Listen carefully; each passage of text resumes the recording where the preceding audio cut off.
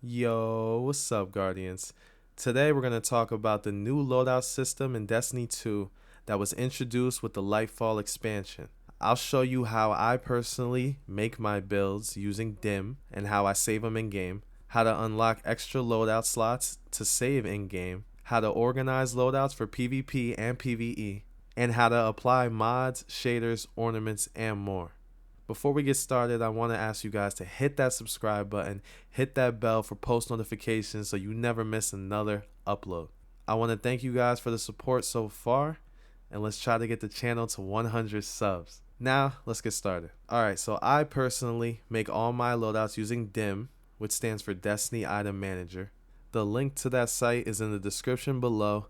I'm not going to do a full in-depth breakdown of DIM today, but if you guys want me to do one, let me know in the comments. Okay, so the first thing that I always do is figure out what character I'm using and then the exotic I want to use. Then I load up DIM, go to loadouts, then loadout optimizer. Okay, I made a build already and it's a young Ahamkara spine build on my hunter. And at this point, I just wanted to get my stats right. I wanted to get my subclass, aspects, fragments, and then you go, if you want to use mods for your stats, that's what I do on DIM only. Then after that, I equip the loadout on my character. So when you're in game, while you're in orbit, you have to be in orbit, you can equip the whole loadout and it'll put everything on just the way I like it. After you've equipped the loadout and your stats are looking all right, then you want to decide what weapons you want to use. You want to use hand cannon, you want to use SMG, shoddy, you pick that out. Or if you guys don't like to tie your loadouts to weapons, like specific weapons, there is a way that you can save a loadout without weapons in it, and I'm going to show you that, a little trick for that right after this. But first, you pick what loadout you want to do, okay? So then you can start working on your mods for that. If you don't want to save it with weapons, then all you have to do is equip blue weapons in each slot before we save the gear at the end. If you don't have any blues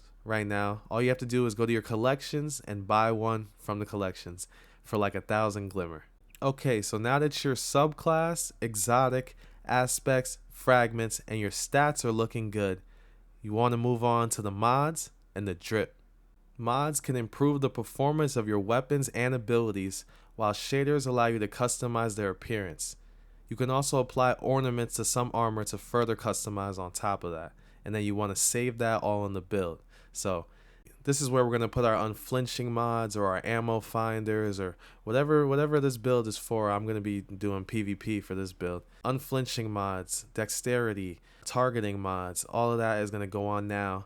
And then once those mods are good, then I'm going to focus on how I look. You want your guardian to look good so you can feel good, so you can go out there and perform well. That's all we want to do. So once you've played around with that and everything is done and you are satisfied with the build, like I said, if you don't want to save weapons, this is when you would have all your blue weapons on and then your full build. But then if you know exactly what weapons you want to use for this build, put them on now. Have everything how you want it. Then we're going to tab over to the loadout screen, the purpose of this video, and we're going to start talking about this, and we're going to save our first loadout.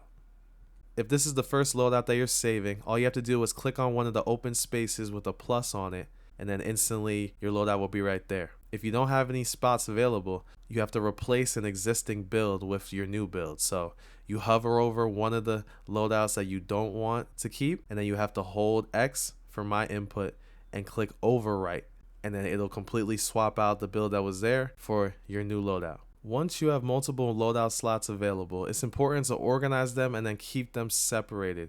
For example, I personally keep all my PvP loadouts on the right column, and then I have my PvE loadouts on the left column. I also go ahead and further organize and adjust it by tweaking the icon, the color, and the name of each of these loadouts. Small little feature that Bungie gave us in order to customize it. It's a little lazy.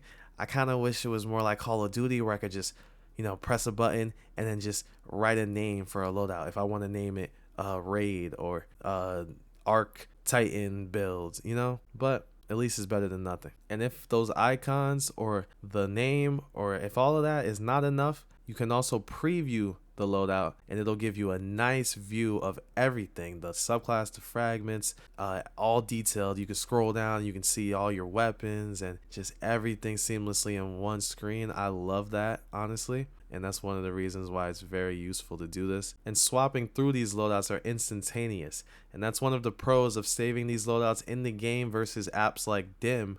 You can swap while you're in activities. You don't have to be in orbit, so that's a huge plus. Now, time for one of the most important parts. I know a lot of you guys probably didn't watch this far, or they skipped exactly to this part, or some of you guys are going to be in the comments like, Brizzy, how do we get more loadouts? Well, I believe you start off with 4 or 6, if I'm not mistaken, but then other loadouts are tied to your Guardian rank. Guardian rank is another new feature that they introduced with Lightfall. If you guys want me to do a video on this, definitely let me know in the comments. But essentially, as you increase your Guardian rank, there's going to be a triumph either in 7 or 8, I believe, for completing a Legend Lost Sector solo and flawless, and it unlocks 4 extra loadout slots. So you're going to see in the background footage that this is what I was doing to get the 4 extra loadout slots. It doesn't have to be a certain amount of time. You don't have to get a certain score. I don't even think you have to get platinum or anything like that. So honestly, you can take it nice and slow, or you can cheese through it. You just can't die, and you have to be solo, of course. After you grab the chest and you see all the triumphs, your Guardian rank is going to update, and you are going to have 4 extra loadout slots after you claim the triumph. Okay, you have to go in, claim it, and they will unlock.